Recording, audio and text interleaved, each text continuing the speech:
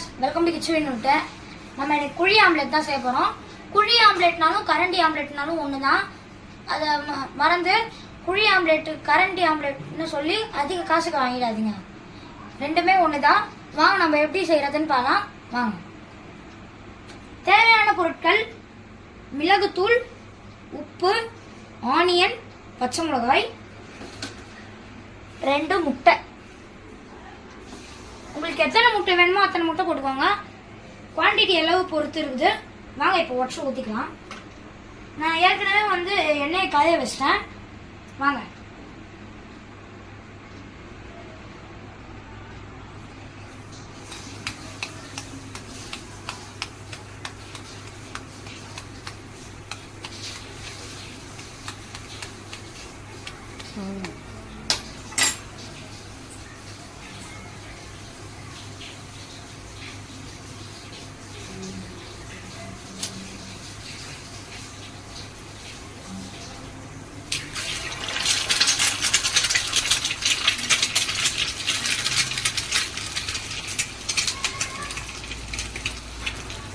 இன்னொன்று ஊற்றிக்கலாம் உடச்சு.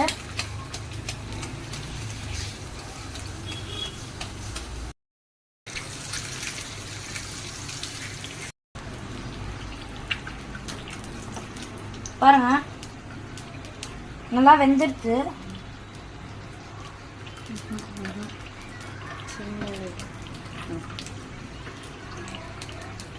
வேவுது. இப்போ நம்ம ஆனியன் போட்டுடலாம்.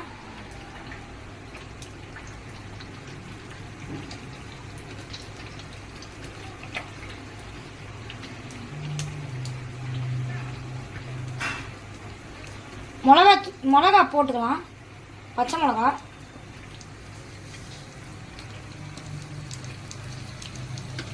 உப்பும் மிளகுத்தூளும் போட்டுக்கலாம்.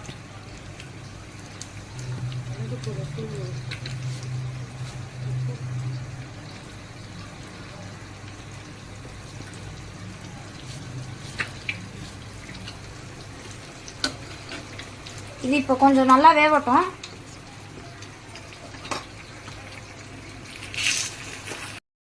பண்ணுங்க.